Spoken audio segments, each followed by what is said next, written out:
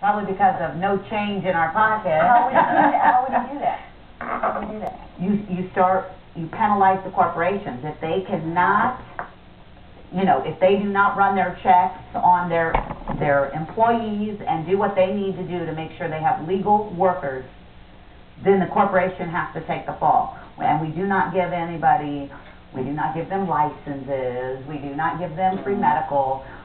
And not that we don't want to, and we think it's wonderful, but the problem is hospitals are having to close because of these issues, because there's no money left. So until we figure out our monetary problems, we're not going to have any charity to give out. And that's why I think the illegal immigration is so powerful, is because we want to blame them, not saying you, but generally, but that's not even where it comes. It comes back to our wallet. Corporate, yeah. And when we're hurting, go ahead, Jim. Well, I'm really glad you brought up the word charity. I'm still also wanting to deal with Tina's questions because I know she's on a bit of a schedule.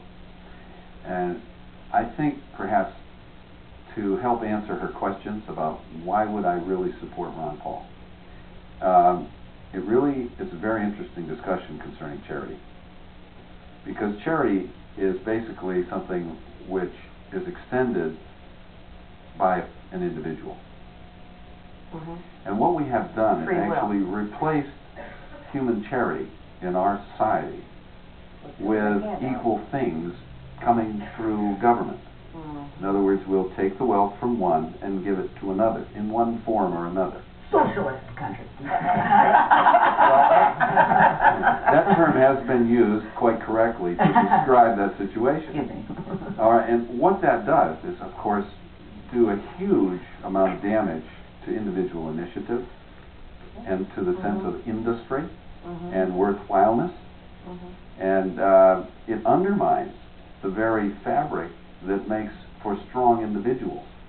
Not independent individuals, but codependent individuals who know that in a hard time there will be someone there who is equipped financially and morally and ethically to support them and to assist them. See, I think that's our generation's problem. That's the foundation of a truly great nation, and that's what made America great. And that's what drew peoples from all over the world to our shores that made us the quote-unquote melting pot. My concern is there is no one else I have heard in the field who presents us with the opportunity to return to those real roots of what makes a nation great, which is charity among all nations. Without regard to it's, well, I'm totally out of character here, but I do recognize that this is the historical record. And I think, to answer Tina's question, if you observe the voting record of the man compared to all the others who have been guilty of a lot of flip-flop, you see that that is the essence of his voting record. It is an effort to restore the essence of a great nation, which is charity. I agree. And, yeah, that's beautiful. So if we just did a search on the internet for Ron Paul. Yeah, RonPaul2008.com. You can go right there, and he has a wonderful thing where you have all the issues, whatever your issue is, immigration, monetary policy. What we were talking about, how where you have to have the most money.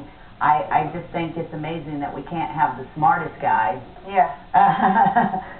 That's what I'd really like to see, is we have everybody totally, debate that instead of worrying about the prettiness and, just don't even put them on camera. Let's do a show where someone either has to read their thing, so we don't have to look if they're not as pretty as another candidate. We're not worried about that because issues are going to be so important in this election year. I think for the first time in history, I'm going to see, I wasn't alive for JFK and some of the other presidents, so I'm going to see hopefully a turning point in history, and I'm excited to be a part of that.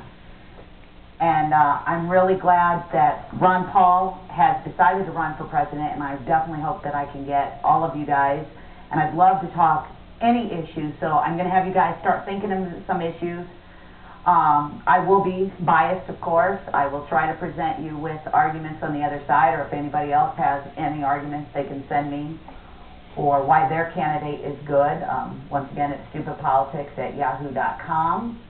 Otherwise, my whole field is going to be Ron Paul. And I just have to say, I do normally vote independent.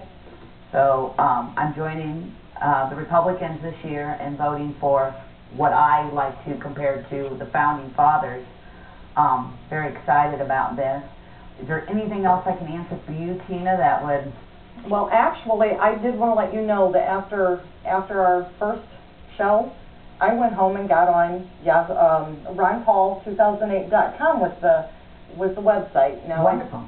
I remembered it because it's a wealth of information, but there was one thing that caught my attention, and that was his issues on homeschooling. And as you know, I am a homeschooler. I have one child left at home who is homeschooling. And so part of our, what he's learning in government right now is the Constitution of the United States and the Declaration of Independence. And boy, did that catch my attention, like right now. And what he just said, what Jim just said about the charities, you know, it's just the little things that have been taken away from us and assumed as our federal government's responsibility, which is not the case.